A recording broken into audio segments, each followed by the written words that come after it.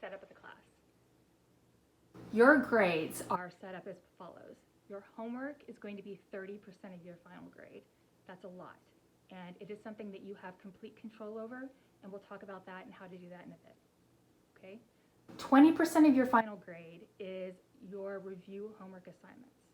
And again, that's pretty detailed. We'll talk about how to get through all of that.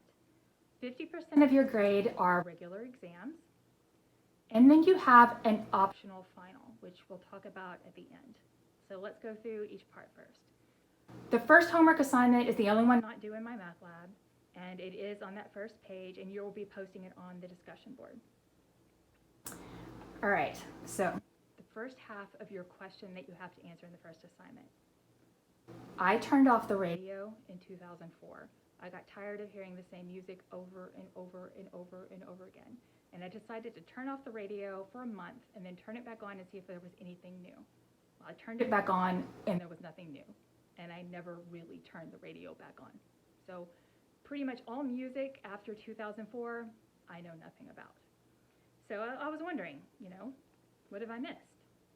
So this is an educate the educator type thing.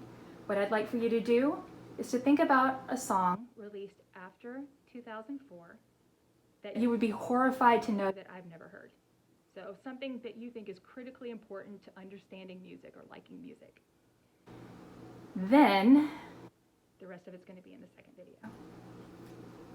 Okay, now for homework in my math lab. Most problems you get 3 times to get it right. Now the ones you're not going to get 3 chances are the ones that are like true, false, something like that. So if you don't have enough options, you're not going to get 3 times to get it wrong. But most of them you do. So you're going to get 3 chances to get it right. You get it wrong the first time, a hint's going to pop up. The hints are getting better and better, but they don't always apply to the mistake you actually made. So read them, decide whether or not they're useful to you, and then go on and get another chance. After the 3rd try, if you get it wrong a 3rd time, it's going to try to count the problem wrong and then wants you to move on, but you don't have to do that.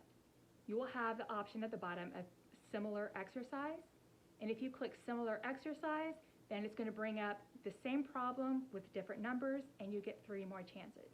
Now, I'm not going to see at all how many times you tried the problem, but what that means for you is that if you're willing to put in the work and you do everything before the due date, you can have a 100 homework average.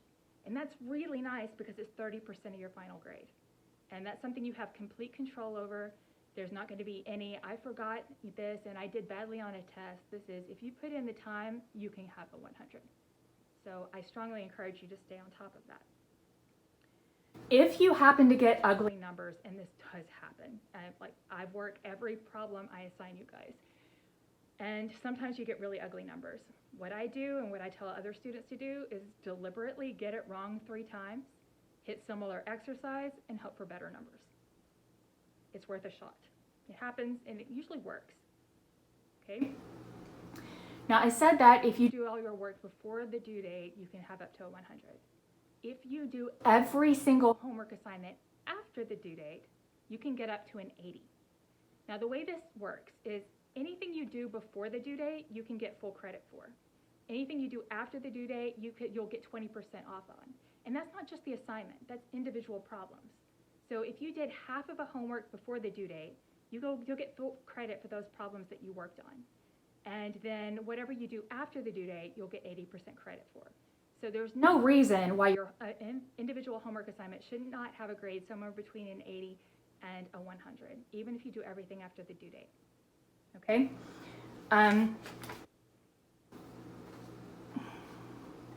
If you go to work something after the due date, and this can be a little bit scary, you'll click on it and a warning message will come up saying that it may change your score or whatever. Basically, if you click on an old or past due assignment, you're going to have 2 options.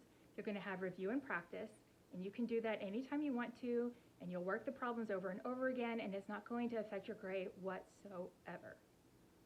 If you click on improve score, that's where the warning message is going to pop up. And it is important that you get the warning, but it's not nearly as scary as it sounds. What you do not want to do is to click on a problem that you got full credit for before the due date. Because if you do that and you work it again, you're going to lose points. But everything else, anything you got wrong, anything you skipped, you can work on that and it will improve your score. So I strongly encourage you to do that. All right, now for the lecture videos. They are going to be in Blackboard and you can access them directly there, but I also link to them in your My Math Lab assignments. At the beginning of every one, you're going to see the videos, and it's not going to let you click on a question to work until you, at minimum, open that video. Okay? It's actually a question on the homework, and it is set up so that you must do that before you start the assignment. Okay? And well, I encourage you to watch the whole thing. Technically, you can open it and close it. Okay? There are certain helps available to you within your homework.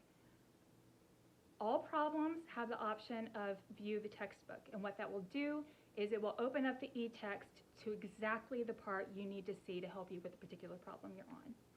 Sometimes there are animations available, and they're usually pretty good, but they're not always there.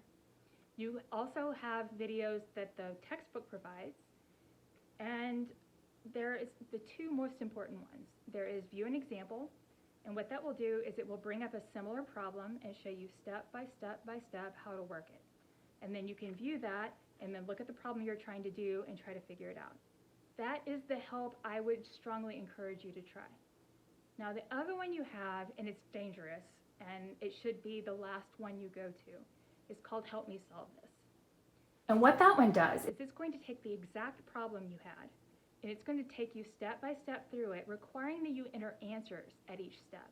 So it's really honestly checking you all the time. It works like a tutor. And then you'll get to the answer, but you're not going to get credit for it. What it will do is then you'll bring up a similar problem. So it's going to change the numbers on you, and you'll have another chance to do it. Now, the reason why it's dangerous is because it's very easy to start becoming dependent on that. And when it comes to exams and everything else, you're not going to have those helps available to you. So you want to make sure that you can do these without the help.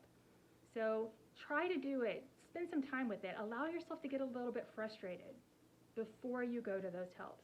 And then what you really should do is any one of those that you did with the help, or any type of problem you really had to use the help on a lot, you should review and practice those again until you can do them without the help. Okay?